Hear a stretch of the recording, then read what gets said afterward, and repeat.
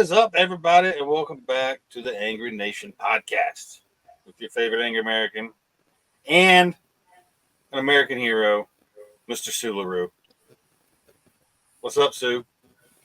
Oh, I'm having some technical difficulties. How you doing, brother? We're on cell phone tonight.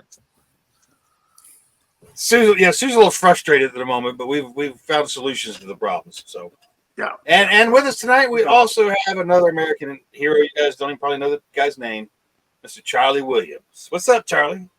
How you doing? Good to be here. Let's give him a little bit of background, Sue, on who Charlie is. You two have kind of stomped some of the same dirt, so let's let everybody know who Charlie is, and then we're going to get talking about some fun shit. Charlie's one of my mentors. He did several years in 5th Group before they moved to Fort Campbell, and I think we went to Fort Campbell. Then several years at SWIC, or the Special Warfare Training Center. And Charlie and I both took the courses under the old UTS program under a guy named Ab Taylor and Joel Harden that taught us our fundamentals in tracking. And Charlie continued as a SWIC instructor there, and then when he retired, he was G Chief and everything, still working for the Special Warfare Training Center out there in the FID mission. But he started his own company called Pineland Resources, and he's basically rewrote the approach and the search and rescue techniques for actually going out and finding lost subjects or helping out local law enforcement gather evidence just off of physical evidence like footprints. So I really love Charlie's approach to tracking. Some of the ways I've been teaching and some of the way other people teach takes a lot of time to build somebody's confidence to say, hey, I can go tracking. And Charlie's approach, within 3 days, he's got guys confident that not only that they know where people walk, but anywhere somebody walks, that they're going to leave some kind of sign, and they can actually go out and see it and interpret it, just a little bit, but the more they do it, the better they get at it. So it's like everything else. It takes repetitions and time, and time. So whenever I get a chance, I go and help him out with the courses and stuff like that. So he's done a great job all over North Carolina, and we're starting to bust into Tennessee now with a lot of the search and rescue, county search and rescue, and a lot of the volunteer fire departments and law enforcement. Is that the primary market for you right now, Charlie? Is basically like first responder kind of folks? No, well, kind of, sort of. We're willing to branch out to just about anybody, but we've offered up to teach some National Guard guys as well as active duty. Usually, their deployment schedules have been kind of crazy off the books, but we've had some lined up only to fall through at the last minute due to unforeseen things with the military's deployments. But currently, we're working with North Carolina, South Carolina, as well as Tennessee and into Virginia, training, tracking, search and rescue, and everything in between. Are you offering up just like straight civilian classes at the moment? Like, yeah, we've done that. I call it the basic fundamentals of tracking for search and rescue. It's a 3-day gig, really. We teach them the basics of what to look for, and as far as what kind of sign a person's going to make passing through an area. And we get into some detail on print impressions and the stride, the straddled, the trail width, things like that, but not in as much as an advanced tracker would be into it. The goal is to, one, try and spark some interest from the people that's attending the class to see how their ancestors, our ancestors, and people before us, tracked people, animals, etc. Then we'll get into more advanced tactical tracking operations for search and rescue, as well as a different type of tactical tracking operations for law enforcement and military.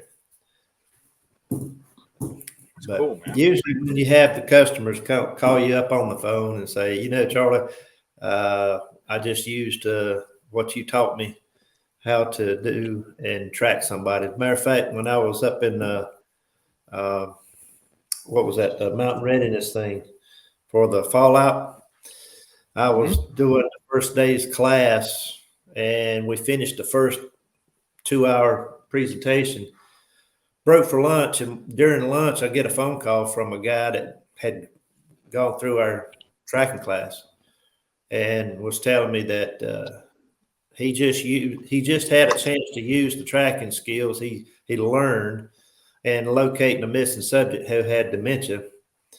And Wow. I love to get those type of emails, texts, phone calls.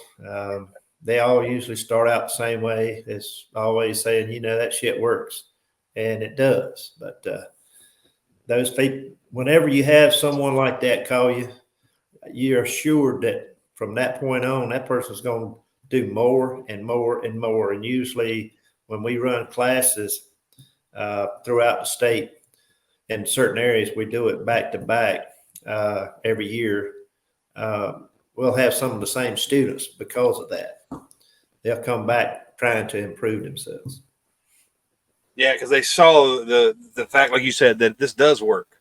Like This is legit skill, and the first time they get that win, that's all it takes, Yeah, we try to let them have a couple of wins during the class, and we'll go out and let track at the end, and they'll try to track us up. And we're not trying to run away. We're wanting them to find us, but we're not going to make it all that easy on them at the end, because it's kind of baby steps at first, the crawl, walk, run, and I'll tell them they'll never get to running.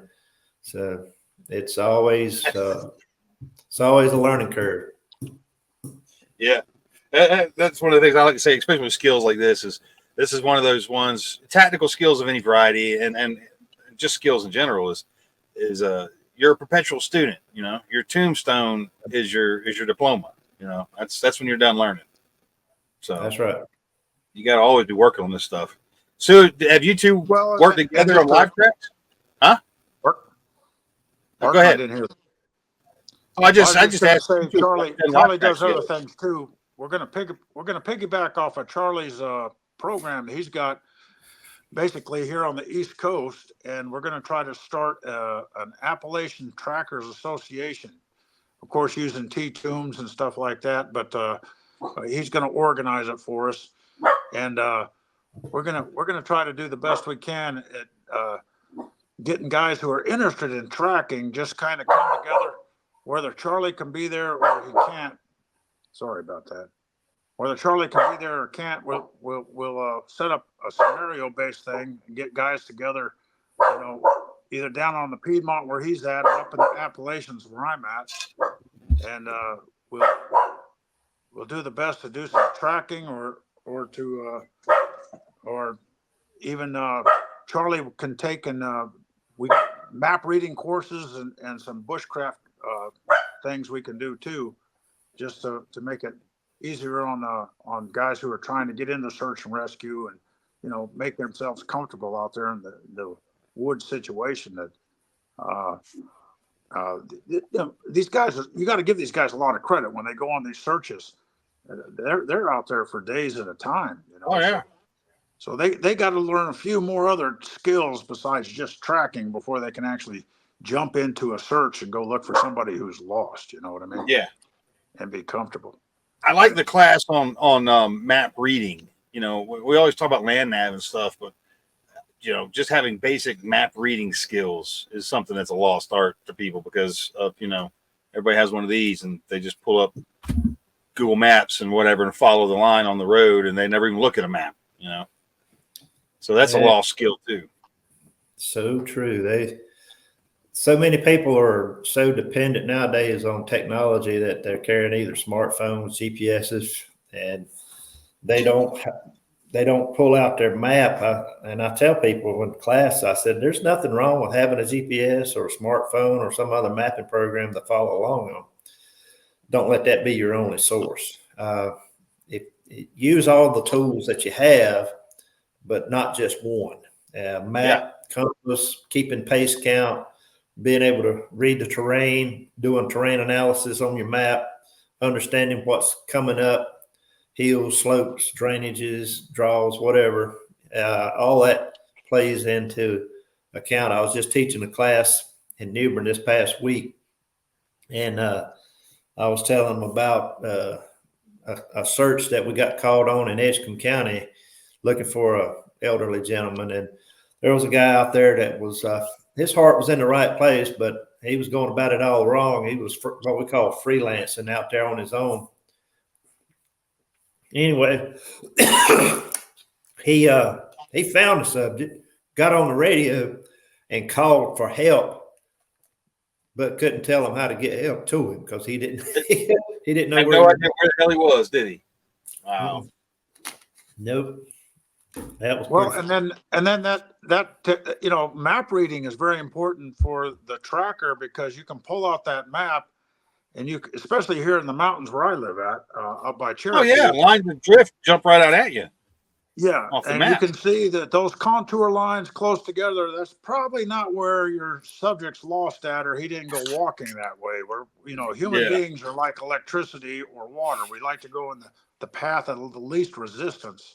So you can take that map out, and Charlie teaches people to analyze the terrain, you know, and that's probably where you want to start looking or sign cutting for some kind of sign that he passed through that way. He's probably not going to try to climb that cliff, especially if he's lost, you know? Yeah. So true. And then too, lost people tend to walk downhill and follow water and all the other little tricks of the trade and stuff that you can learn about just human nature of how we move across the land, you know? You know, that may have been true in the past, but nowadays with the increased use of technology such as the phone, most people that are lost now, you'll find them uphill because they keep walking uphill in hopes of getting a better signal on their phone so that they can call for help or figure out where they're at. Yep, good point. Good yeah. Point. Yep. That makes perfect sense. And yeah, that's exactly what they would do. Yeah. Yeah. So when we teach search and rescue classes, we also do what's known as a lost subject behavior profile. And a lot of the information that we use is, you know, it's been a lot of study put into this and books wrote and everything. And we use a lot of that material to determine not only where to search, but how to search, times to search. And they'll have a lot of statistical data as to where these folks were found, what techniques were and tactics were used the most of percentage wise, and running what we call the management piece of it, the incident management side of any kind of search. Whether you're looking for a missing person, child, bad guy, or it doesn't matter. They're all, you'll approach them all pretty much the same, but you have to take in consideration as to the age of the subject. Are they prepared? Are they familiar with the area? What kind of equipment do they have? Training do they have? Experience? Are they sick? Are they not sick? All these things have bearing on what tactics, techniques, and everything about where to search at. So there's a lot that goes into it. We do a lot of training on, the managing the endless search function. It's one of the classes we actually teach, along with, land navigation, man tracking of various types. But just being able to look at a piece of equipment, whether it's your phone or a GPS, and determine that you are at one spot and then look at your map and compare the two. If you don't know what's on the ground and what's on that map and how to read those, what we call contour lines, that's that can be the difference between you not knowing where you are. Because you think about it, there's a lot of folks have compasses with mirrors on them, and they'll always ask me, well, what's the mirror for? I said, well, sometimes you can look in and see who else is lost. But the fact that you have to understand topography. There's a lot of folks who would rather just have an aerial photograph. I don't like an aerial photograph. It's good for seeing what's been updated or places been clear cut or things like that. But you can't see through the leaves to see the topography, the contours of the ground. And I'd rather be able to see contour lines on a map than, a picture on the ground. I like using both, but if I had to pick and choose, if I only had one, it would be a topographic map each and every time. Have you guys worked live searches together? Matter of fact, we have. I know Seaux, first time that he brought his son down to a class we were teaching. We were doing a 3-day basic fundamentals class, and I briefed the class up ahead. I said, hey, the North Carolina Emergency Management knows we're teaching these classes, know where we are. Don't be surprised if if we don't get a call for a real search. And well, the call came through on day 2, and I called them up. Well, actually, it was the end of day 2. What was going to be we spent the last day actually in the field on a real searching for a missing person. So really, Yep. Oh, Never saw so many bear tracks in my life. There were bear tracks all around that lake. yeah, it was. There was a lot of bear scat and everything else. And you're pretty close on a bear when you see, and this is hot weather too, by the way, when you come up on a pile of bear scat and it's still steaming. So yeah, it was either, been there, done that. either a bear or Seaux, one or the other. Yeah, I did that one time walking into a tree stand to go hunt in the morning, and found one about the size of a pie plate, good and fresh, like you said, still smoking. And then later that day, that same bear climbed the tree up to my tree stand to say hi. So, yep. he was, I think he was just old and half blind personally. So, but I like that. So, what's the, Charlie's classes are kind of a recruiting tool too for this, this younger generation. Everybody, they catch a lot of crap, the Z generation. But we got some good kids in there that really come in there and work hard to start acquiring the skill and start getting some self-discipline and learning and putting some common sense to way, sign and physical evidence is laid down by either a person or an animal, and we can show them real quickly what the difference between, following a person and an animal is. And then in association with indicators like flagging and things like that, we can show them real quick just to use a measurement or a tracking stick to determine, hey, that all that flagging going through that field out there, especially the thick grass and the brush we get here in North Carolina, you can see that real quick that's too narrow to be a human or that's too wide to be a human, stuff like that. So we teach a lot of common sense. And the goal is to get these guys interested in things like search and rescue or law enforcement, like a felony follow-up or something, to where these guys will dedicate and learn other skills and to add to their tracking and to enhance their tracking all the way to that management level that Charlie was talking about. Well, a lot of people say, well, I was Charlie and I both were trackers for the military. There wasn't really an institutionalized school for us to go to. We had to get outside sources or do a lot of reading and get good at it. But we were always used by our commanders. And one of the most frustrating parts of being used by that commander is understanding, the tracker never gets the credit. And we rarely get to the person that we're actually tracking to and go up and shake his hand or something like that. That's on the management level that Charlie mentioned. So if a commander or the search and rescue manager, or even the event or the incident coordinator for law enforcement, if they understand what tracking's doing and pointing them in the correct direction, they have all these other tools in that toolbox to do the old infantry technique, what we used to call hammer and anvil. You know, you're pushing along that evidence towards a certain direction. Well, they've got other tools that they can put in front of that victim or that perpetrator or that, you know, that insurgent squad, to put a blocking position there, and they usually take care of the problem long before the tracker ever gets to those people. You know what I mean? So it's kind of an inglorious job, but it's a huge part in taking all those tools in the toolbox and applying them in one certain direction to accomplish the mission, whatever it may be. It's funny to me that the military has no formal tracking school, and isn't the Marine Corps shutting down the Scout Sniper School too? Aren't they closing that? From what I hear, It's already shut down. Yeah. And that's the closest thing. That's probably the closest thing there was to any kind of tracking. Might have been the Scout Sniper School in the Marine Corps. Yep. And that's gone now.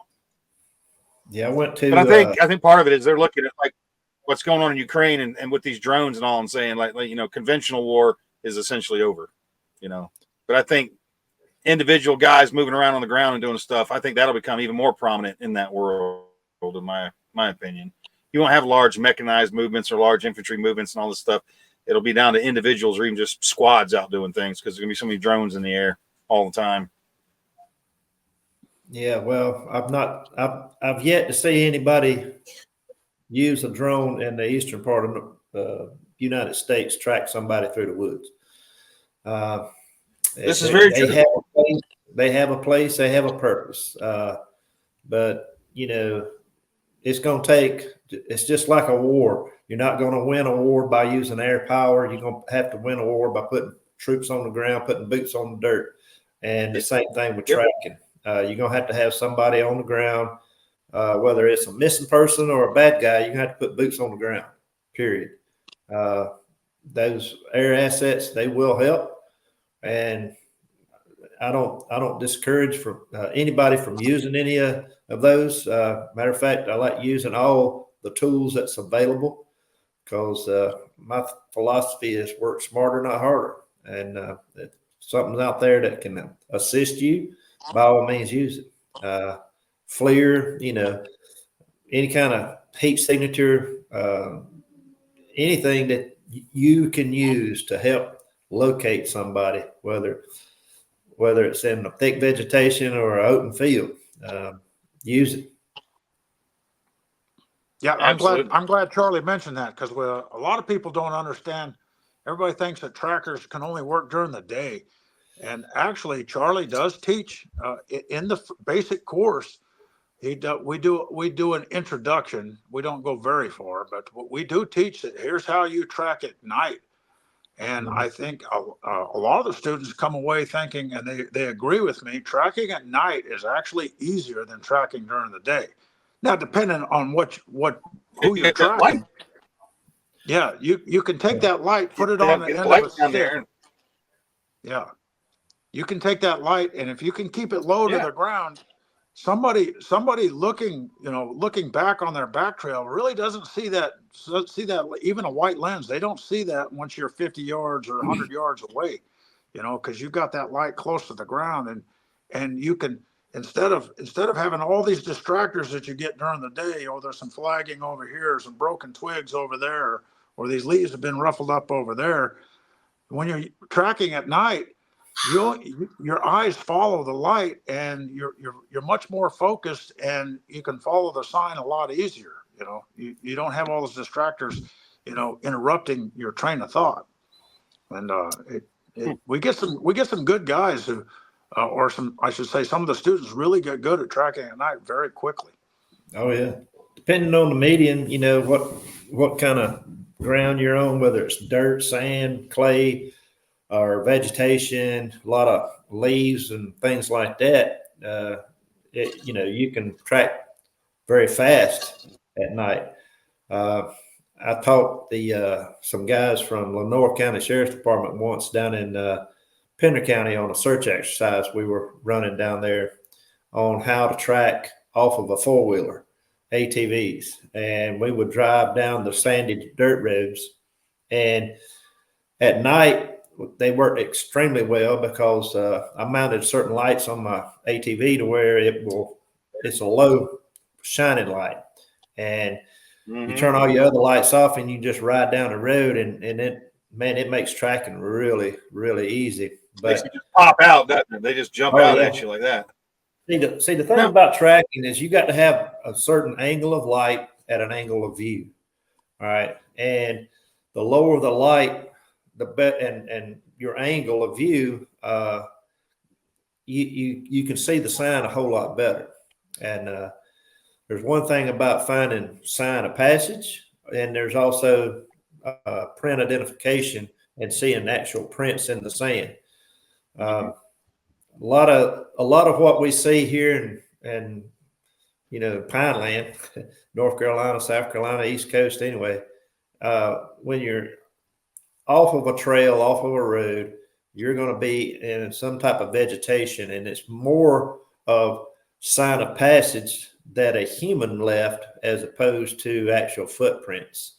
So you've got to really know what different sign of human sign looks like, and compared to any other animal sign that is more or less in that area. And you need to understand a little bit about wildlife so that, because when students start learning everything they see in the woods, they think it's the track or the sign that's been laid down, until you point out, no, that's a squirrel dig, no, that's a deer track, no, that's turkey scratching, things like that. Yeah, they gotta establish a baseline of what's normal here, or what belongs here, and then so we can look for the aboves and belows. What's above baseline, what's below it. So that's you got to establish that first.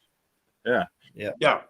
So do you guys, or Charlie, are you fans of using the sticks for marking spoor? Sorry, didn't mean to cut you off, Sue, but for marking spoor, for leaving that, or or flags or anything, or you just follow your sign and keep moving? We use various things to mark the sign on the ground. My preferred method is chalk. I use a little bottle of chalk that you would fill up a chalk line with that the carpenters would use. And I use blue because it sticks out on the ground year round, because we're tracking year round. And unlike yellow or an orange, it would kind of go away, be hard to see in the fall of the year when the leaves are falling. But we'll use chalk. I use flags. I use the construction type flags that you buy at Lowe's, blue ones, red ones, green ones. It don't matter. Yeah. But it depends on where I'm at and what I'm doing. But I also have little shish kebab sticks, basically made out of little strips of bamboo. I painted those blue and orange so that I can carry a whole wad of them. I can stick them in the ground, and they'll stick up above the leaves and things like that. But no, Yeah, I like that. That's exactly the way Charlie and I learned from the UTS, or it's called the Stoll or the Joel Harden program. Well, he's mostly out west, but Ab Taylor and Joel Harden, they taught us, the way they taught us was the step-by-step method. And we would sit there for days. We would get down on a line of sign, and we weren't allowed to move and jump ahead. We would have to find the next footprint and then identify 5 clues inside that footprint, why it's a footprint, and then we'd have to mark it. And then we have to mark it. Well, after 3 days, you've only gone 150 yards, and you look back and you've got every single footprint marked. And it's a good method for teaching aging and that kind of thing too.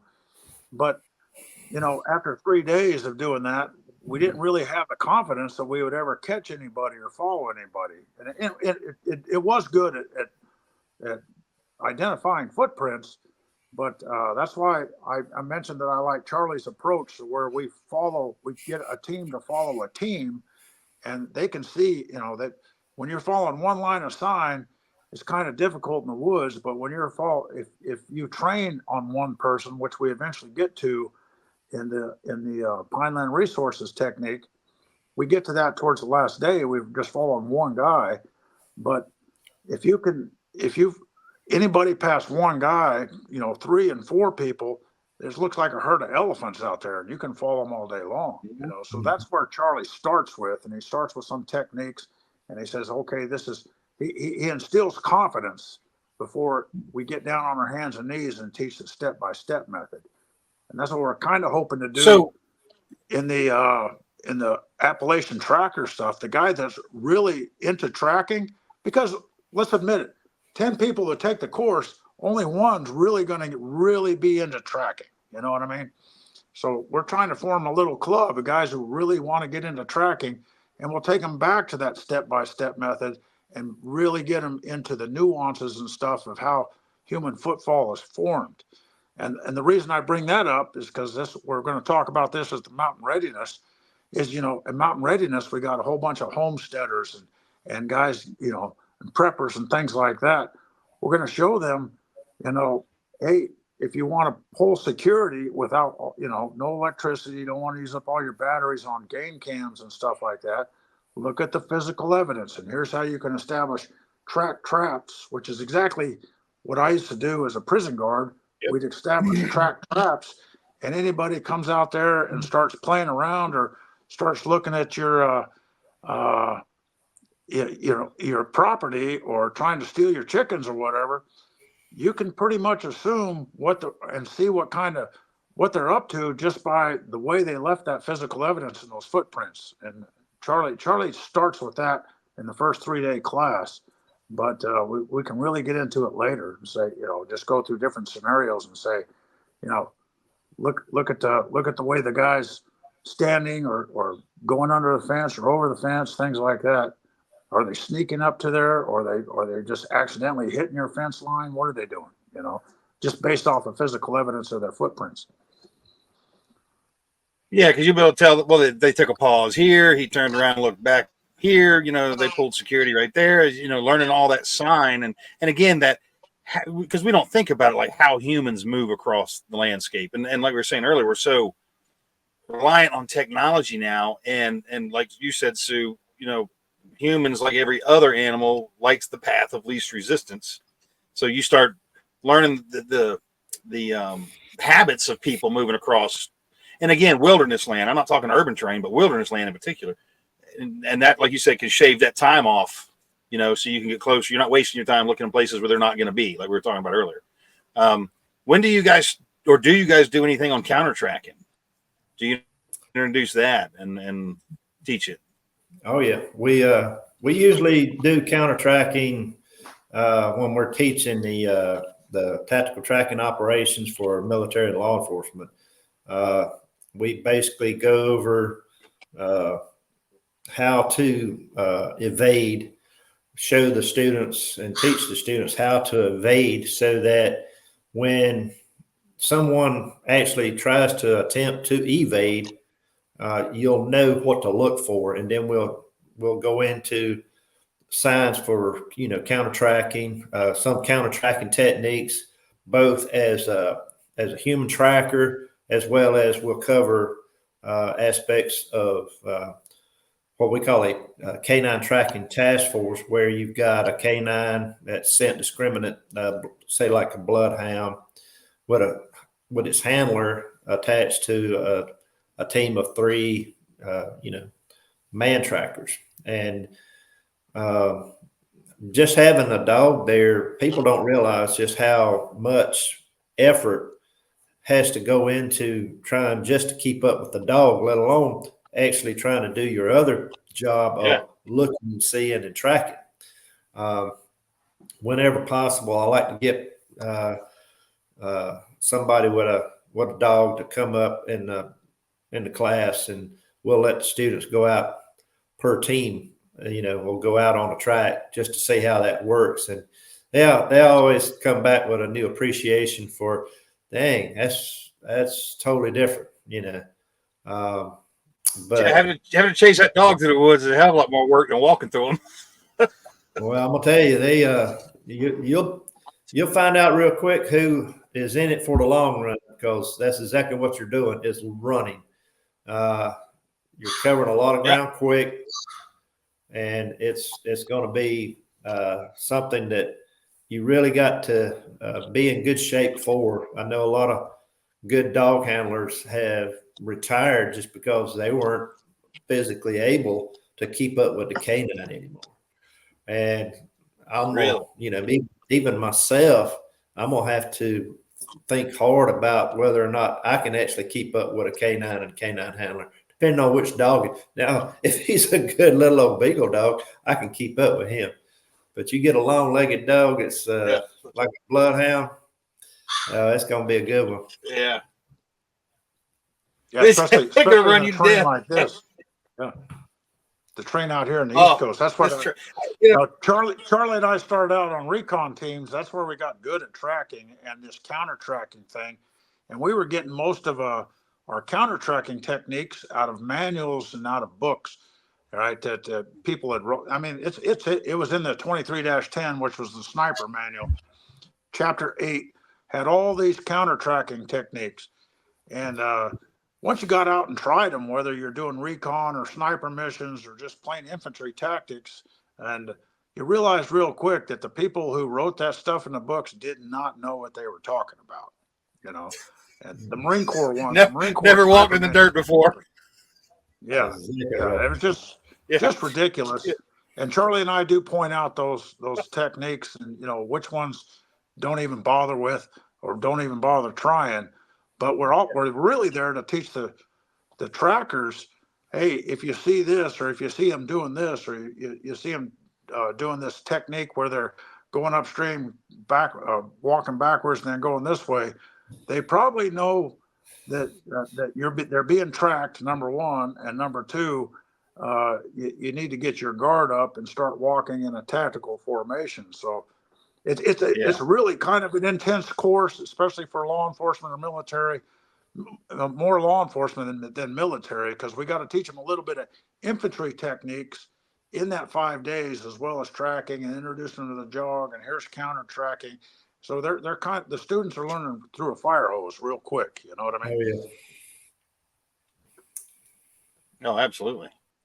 That's that's a lot of work. But I still can't believe that DOD is just gonna, like, there's no school, and the fact that they're shutting down the little remnants that there are of it,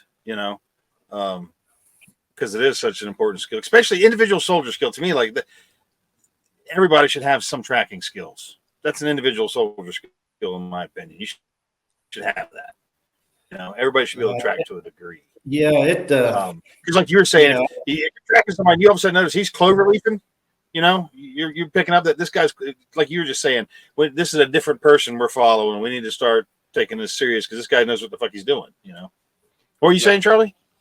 Well, I was going to say, and many, many years ago when I was very young, went to what was known as the Recondo School. The purpose of recon is to try and locate the enemy and then be able to either send that information about the enemy back to the rear, right? Or you can call in, some type of aerial support to take out the enemy if need be. But your job is to gather information on the enemy, what they're doing, how big the force is, size, activity, location, unit, time, and equipment, salute report, basic stuff. I was going to say salute report. That's exactly right. And if you're on patrol in an area that you believe the enemy to be in, a recon guy should be able to look and find sign of passage, tracks, and things of that nature of the enemy. And then in doing so, you can either track him up to where he was going, or you can backtrack him to where he came from. And that was all part of, things that I was doing as a recon guy. then, I went through Marine Scout Sniper School back, that was in 82. That was an attaboy school that fell into my lap. Since I was in the Army, I was able to go to that one. Not too many Army guys got a chance to go, but I went.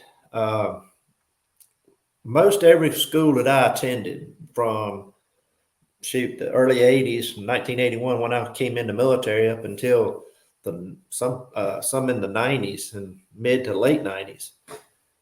We're talking the guys that's running these schools and the NCUICs and things like that, they were all Vietnam veterans who learned what they're teaching a lot from their time in country in Vietnam doing that stuff for real. I learned a lot from those guys, and they've always been my mentors and subject matter experts that I turn to in order to try to better myself. And now that I'm considered one of the old guys, like I've been retired 21 years, and it's when I see some young guys now that are in their 20s, hell, I retired out of the Army before they even were born. So to see those new guys with their really good eyes looking and seeing and picking it up and really doing a good job, it just makes me proud to see them. Hey, I might be safe after all. I may not have to go out there and do anything, but it's always good to see some good younger generation pick up the torch and continue moving on. Because just like any SF guy, somebody asked me, well, why do you do this? I said, I'm training my replacement because, we're force multipliers, and I'm trying to do that. Yeah, okay. I got one for us too. I've got an 18-year-old young man. He's my nephew. He's going to be staying with us for a little while. I'm bringing him up to mountain readiness. I'm going to push him into everything. So he needs to learn some stuff. We'll put it that way. Yeah, so that's a good place to start. Yeah, I'm bringing him up there. I'm gonna stick him in everything we can get him into class wise. He pretty much grew up without a daddy, so I'm gonna try to toughen him up a little bit. He needs to learn some stuff. He ain't never had nobody around to teach him anything. So. Well, and that's where I got good at tracking, is because I was either turned down by all the girls, or I was divorced so many times and didn't have much of a wallet. I had such a thin wallet all the time that tracking is a good hobby if you just want to get out in the woods. A lot of people say, "Oh, I like to go hiking, and I like to go backpacking, or I like to go camping." Well, what the hell are you doing out there? Just walking around, or putting up a tent and making a fire and cooking a hot dog. If you're going to go out to the woods, test yourself, challenge yourself.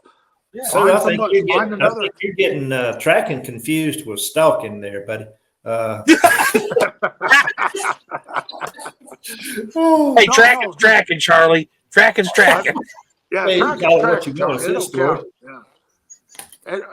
But I would do it often, even when I was out there, running through the running trails. We used to run through the woods. We used to have this trail out here at Fort Bragg called Matamile, or Fort Carson. We'd run on these mountain trails. I would pick a set of tennis shoes or a combat boot or a hiking boot and see how far I could follow it, in 10 minutes or 15 minutes or an hour, or to where I lost it, where it got into the contamination to where, and I usually, was on the clock. I had to go back to work and everything like that. But that's where you really just learn to practice it. And it's a really cheap and easy hobby, but it's a fun hobby. It's a fun hobby. You said, you mentioned, Chris, you mentioned urban settings and stuff like that too. Tracking works very well in urban settings. I can't believe how successful I was in Bosnia, in Sarajevo. And, and of course, there was a lot of artillery fire and stuff like that, but it was an urban setting, and there's mud and there's dust and there's things on the sidewalks, and sometimes you're going to lose a track going across the street or something, but You'd be surprised how far you can follow people in an urban setting just using basic tracking principles. Well, and especially a city that's under artillery fire. I mean, that really helps with putting debris down for them to walk through. Yeah. Makes a difference. But show me a downtown, or I mean, there's some places that have some people that clean up and stuff. But most of our big urban centers now, they're turning into trash heaps. Oh yeah, yeah. It's easy to track somebody through all that mess that's down there. Look on I challenge people that are listening to this podcast, just come out of your yard or come out of your garden and step on a piece of paper, or that sack of manure, that trash that you threw off and you dumped your topsoil, your manure in your garden. Step on it and then look at it, and notice that there's a footprint on it, and it's got your exact tread on that piece of trash. And you'd be surprised at how far you can follow somebody just off a litter and a little bit of movement, a moved rock or scuff on a piece of asphalt. We do a real good job of pointing that out. You're not going to see a whole footprint, but you're going to see pieces and parts that will help you move that evidence along in an urban setting. I like it. True. I think the idea of the tracker association is awesome, and especially doing it to encourage younger people to get in. Like, this is also tracking is a fantastic thing for women too. Like, that want to get out in the woods. You got daughters and stuff. Like, my youngest little bit was all about that kind of stuff. She could track deer. She could track animals. She knew what tracks were what when she saw them. Because and I try to tell people too, they ask about like getting their kids involved in stuff. This is a perfect thing. You take a kid out in the woods and tell them you're going to teach them how to recognize these animal tracks and what they're doing, teach them how to read that stuff. And then later you can tell them, and you can do the same thing with people. Kids get super excited about that. It's a great way to get them involved and invested in being out there. So I super dig the Tracker Association thing, and we need to get that like cracking and get it going. Yeah. And then another technique is indoor tracking, especially when you're talking about these CQB techniques, or you're re-clearing a house. You think you have an intruder and stuff like that. And I argue with Carl, tactical rifleman and stuff. I argue with Carl and Emery all the time. I do not keep a gun light on my pistol, right? My flashlight is in my hand. It's usually a low powered flashlight or low illume flashlight.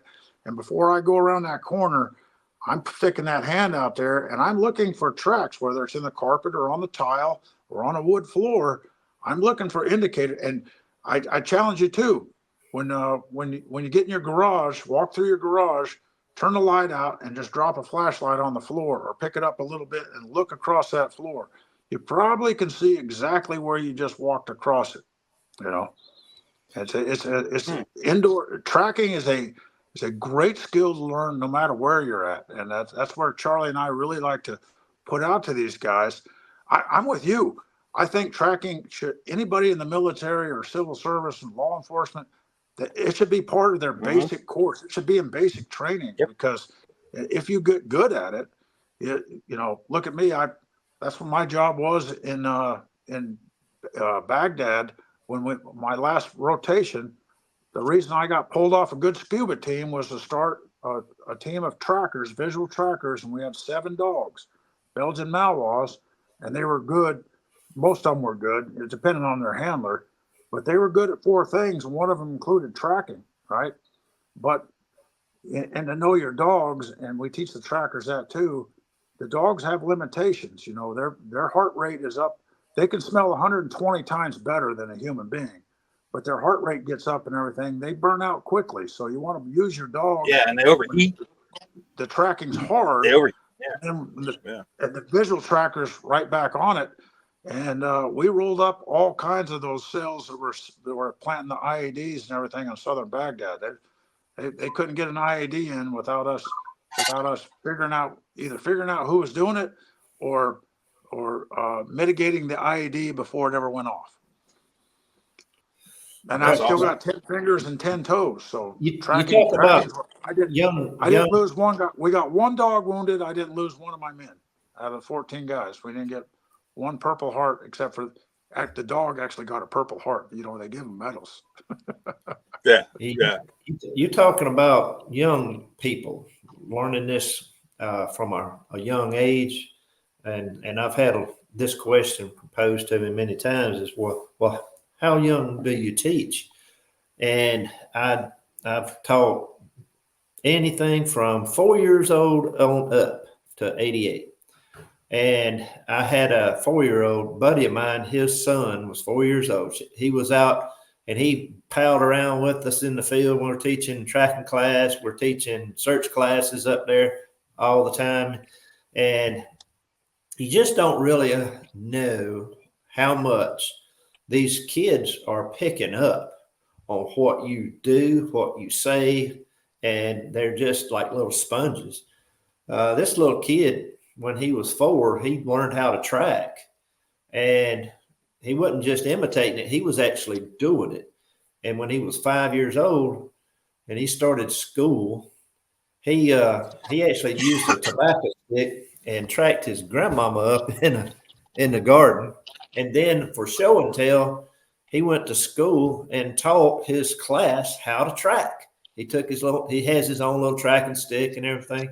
He went in and gave a class on how to track. And the teacher was just blown away. They'd never seen anything like it before.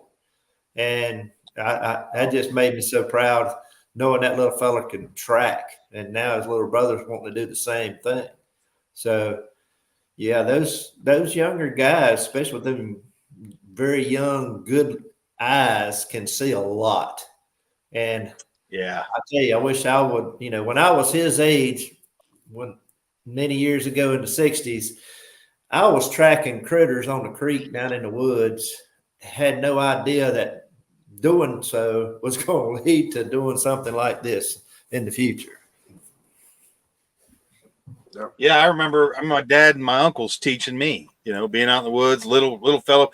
Before you could even carry a rifle, you still went hunting, and them teaching me, starting to show me then signs and tracks and all that stuff, and learning to do it.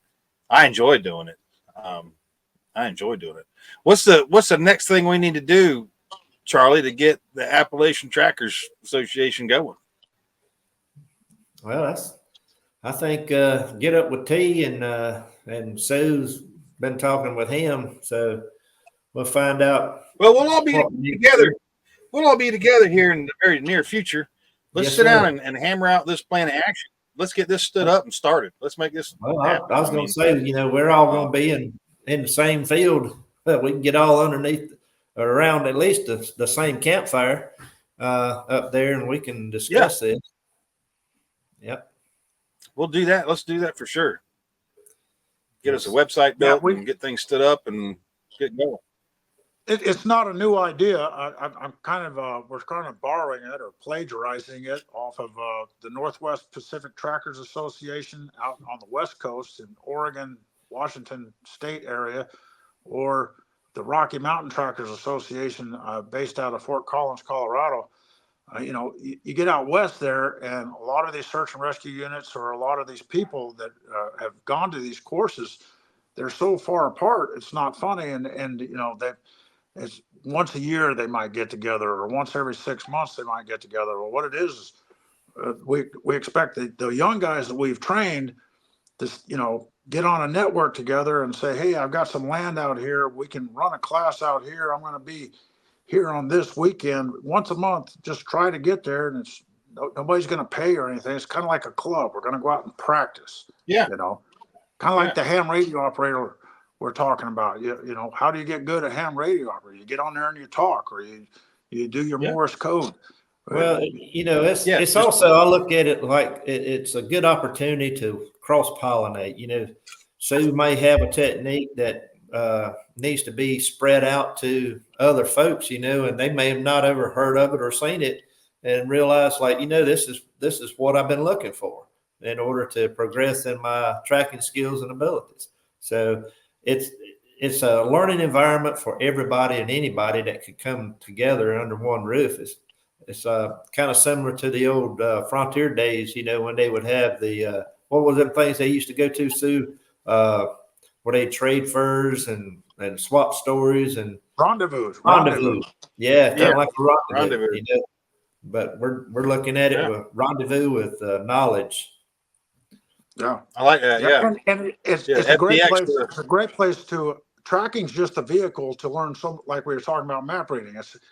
Tracking is the vehicle to learn all these other skills to make you a better tracker or be more self-aware, if you will.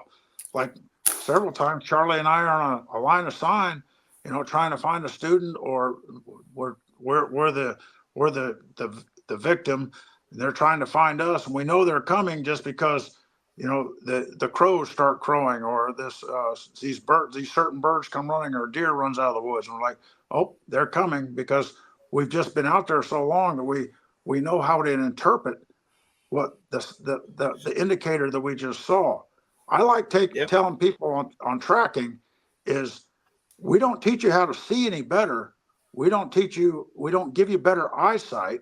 Imagine, if you will, when you were a little kid and your mom or your dad were reading you a book, and then turn that book around and they'd show you the picture. Well, you saw all those little lines underneath it that they were reading. You couldn't read, but you could see them. So we're actually teaching you how to read sign and interpret it. That's all we're trying to do, is teach you how to read what's written on the ground, or the other indicators out there in the woods. We're teaching you how to interpret that and understand what it means.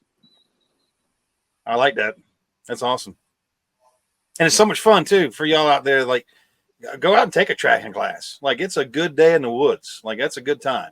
It's not strenuous. You're not going to be out there killing yourself. Sue just went away. And it's just a good day in the woods. So, Charlie, where can folks find you if they want to reach out and get some information on some tracking classes? How can I get in touch with you? Well, they can do it a couple of different ways. They can email me. It's going to be cawilliams.oda563 @gmail. They can follow me on Facebook. That'll be Pineland Resources Incorporated. Whenever we do get classes up and scheduled, we'll post them there, along with links on how to sign up and everything. But we don't have a website yet, but that's something to look forward to. We might fix that as we move along here with the Trackers Association. We'll fix that website issue. Get that set up for you, man. We help make that happen for sure. There you go. Pineland Resources of Facebook. Russ. Sue's back. Sue found his way back. What did you do, Sue? Not pay your phone bill? Oh no, it's just the mountains. Welcome to the mountains. Your internet's not always the best out here. Well, that's why I hollered at you the other day, asking where you were, because I was at the casino. And Cherokee? Shit, where'd you? Cherokee, yeah, I was at the casino in Cherokee. I thought you were at that. I'm in Blairsville right now. You guys were over that Cherokee. Or you might have been on the other side of the reservation over there in Murphy. Which one were you at, Cherokee or Murphy? Yeah, we're on the Murphy side. Because I'm staying in Blairsville right now. That's still an hour from me. I know. Yeah. But I was going to ride over if you was around. I was going to ride over and throw rocks at you or something. Well, you should have come over. Yeah, I didn't even know you were. I knew you guys were around, but I couldn't break away. I got my cousin's tractor running. So I've been busy anyway. I've been up here helping Alan do some shit, and I got to go back and see him in just a minute when we're done with this. I came up here just to knock this out. So, but it's nice. We're in a beautiful campground. I love it. We're looking for property up here too. So I'm gonna find me some dirt up here somewhere. Come see me. There's a couple places that are becoming available here pretty quick. Are they? All right. Maybe after Mountain Ready. I got to be home after Mountain Readiness. I got to be home by the 16th. So I got until the 16th of May. I'm kind of free and running around. So we'll come up and see you before we head home. Yeah.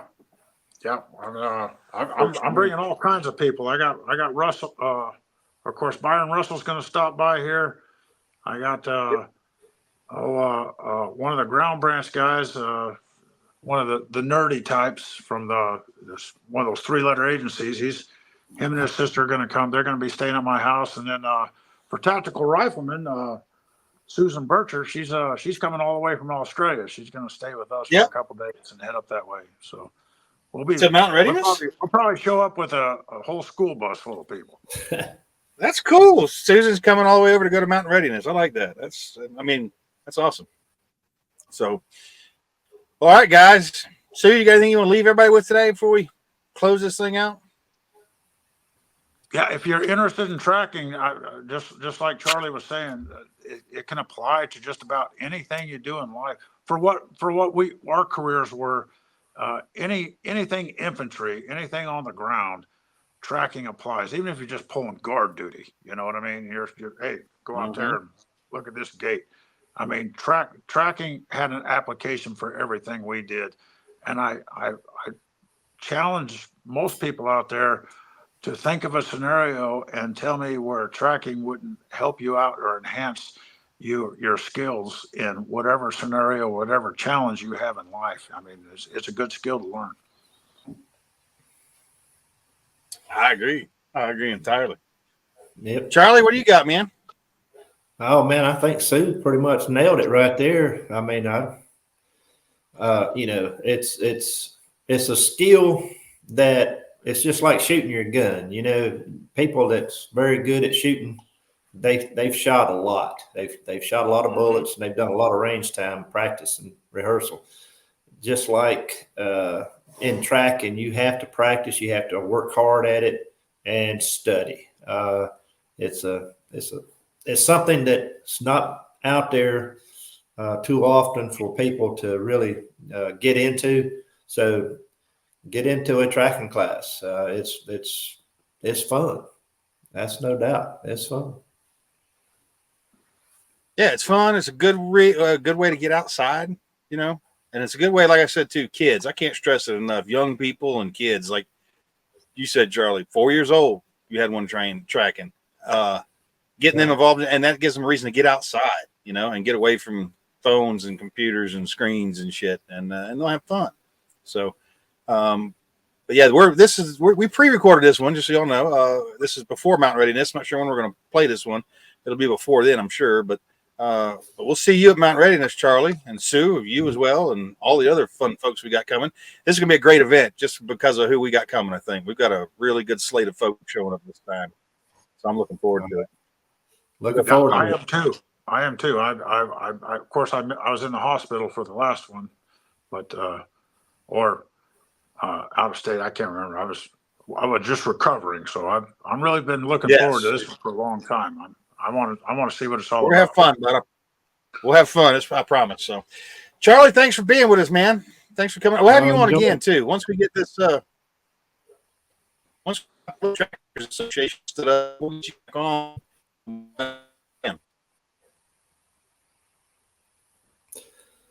Oh, and there I went. Looking forward to it. Well, guys, you know the drill. What's that, sir? I say, looking forward to it. There you guys go. And y'all know the drill. Be good. We'll see you next time.